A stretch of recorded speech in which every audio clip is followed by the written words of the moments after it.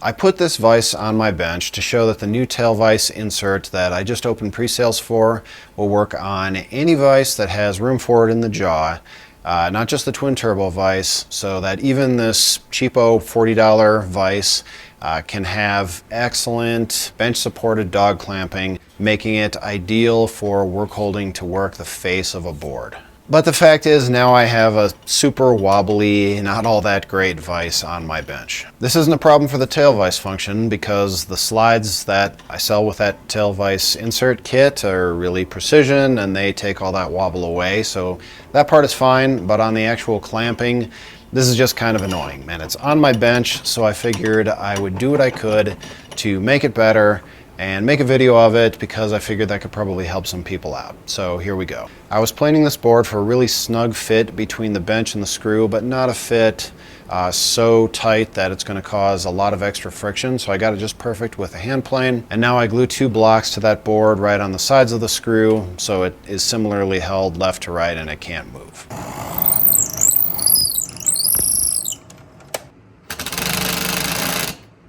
Which is good for the side-to-side flopping, but as you can see here, it's still flopping up and down, so a little bit more work to do.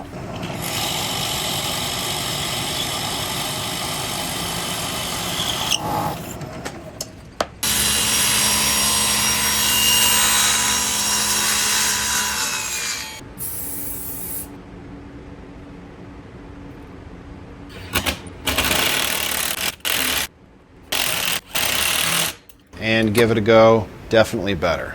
But let's keep going. What I'm doing here is putting pressure on the handle, which puts pressure on the screw and keeps it from moving at all. You can see how the jaw can still move.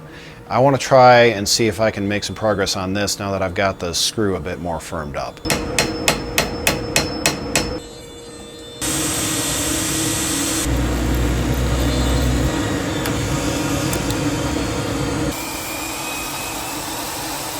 What I decided to try was to make a new washer that goes in between the handle hub and the body of the vise, because the one that came with it had like an extra 1/16 of an inch, so I'm going to make a thicker one, take up that space, and see if this will help.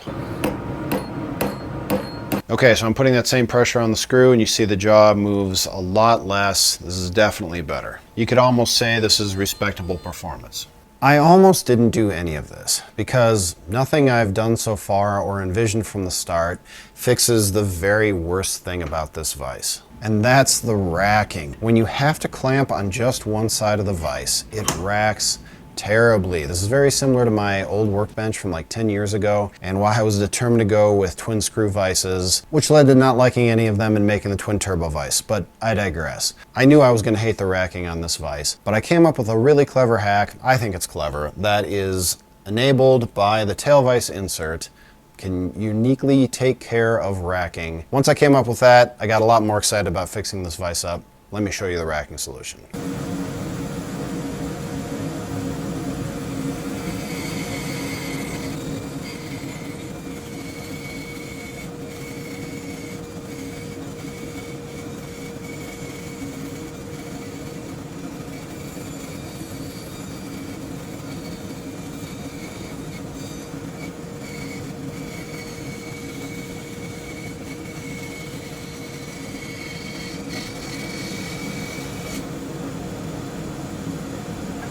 So this is the process. You open the vise so that the workpiece fits in and is maybe just a little bit loose.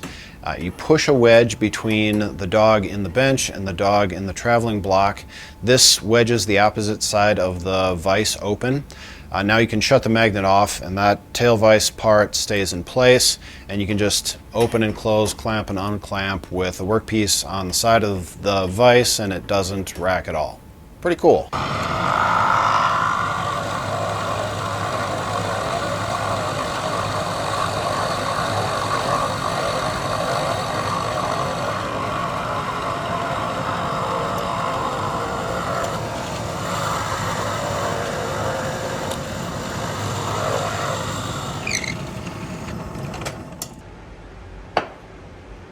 I considered stopping there, but there was one more thing that bugged me about this vise, and that's the handle. Let's see what we can do about that.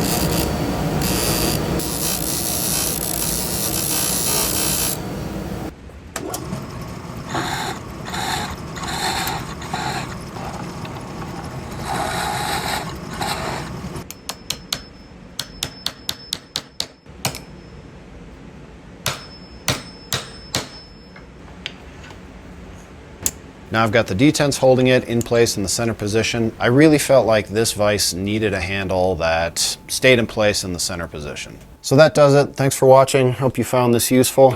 I'm at least decently satisfied with this as a vise on my bench, not just a prop, to show the versatility of the tail vise insert. So hopefully you got something out of it. Thanks for watching. I'll catch you next time.